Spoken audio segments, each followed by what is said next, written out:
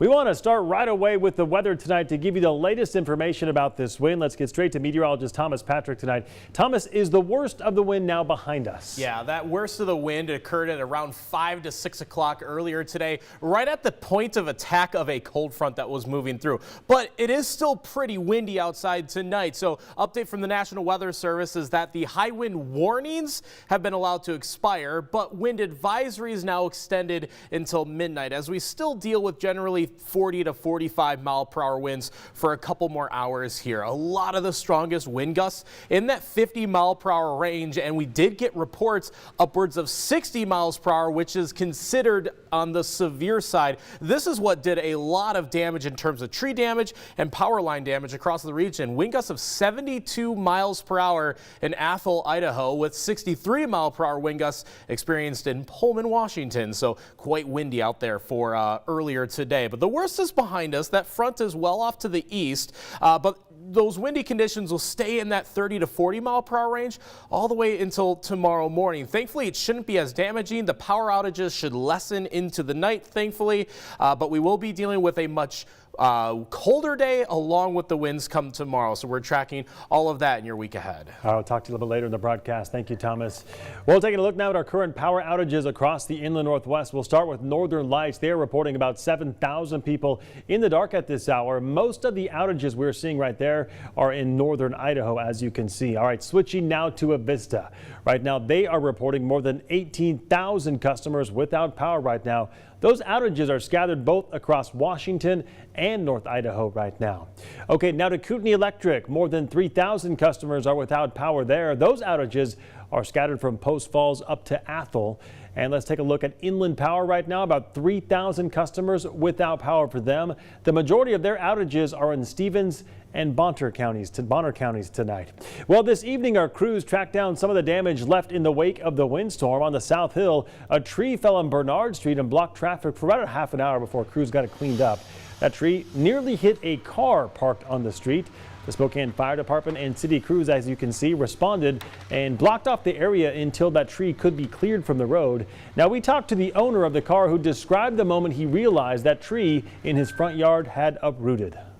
Well, actually, the dog started barking. I heard a little swoosh, a little bang. It was slight, but having dealt with that last January, I knew something was wrong. So we went outside. I saw what you see. Good news is nobody was hurt. The tree took down some power lines with it, which is a good reminder to avoid those down lines if you see them and instead call 911. By the way, if you see any trees blocking the roadways, you are encouraged to call 311. Also, over in Post Falls tonight, several trees came down under those high winds. 3 trees came down at the intersection of 2nd Avenue and Greens Ferry Road. When crews were trying to clean up the trees, another tree hit a power line and caused sparks to fly. The city has also seen a power pole come down on Milan Avenue after multiple intersections had no traffic lights due to widespread power outages tonight. All right, here closer to home, want to see your photos and videos from today's strong wind. So if you are in a safe place to send them, please do so. You can send them using the Near Me section of the KREM 2 app or just text them our way at 509-448-2000. Your photos might end up right here on our broadcast. And you can always check krem.com for the latest weather forecast. Our team is working around the clock tonight to make sure that you are getting the most up-to-date, accurate forecast of the winds. Well, the wind didn't just knock down trees, it also damaged Spokane's iconic Fox Theater. New at 10 tonight, Kyle Simchuk joins us live from the newsroom tonight to show us what happened. Kyle? Well, yeah, Mark, the next time you drive past the Fox Theater, you might notice something. The O on one side of the large tower sign is missing. The gusty winds ripped it off and sent the O flying into the busy intersection below at Sprague and Monroe. Now, no one was hurt, but the big piece of metal could have seriously injured or killed someone. The theater's general manager, Brian Ritter, said it took 3 people to drag it off the road. Yeah, thankfully no one was hurt. It ended up falling into an empty part of the street, and yeah, there were no injuries. Honestly, we may have to remove the whole tower and have it replaced. We'll have to see what happens. Now, the theater still had a show tonight, but staff put up yellow caution tape around the sidewalk just to be safe in case other metal debris fell.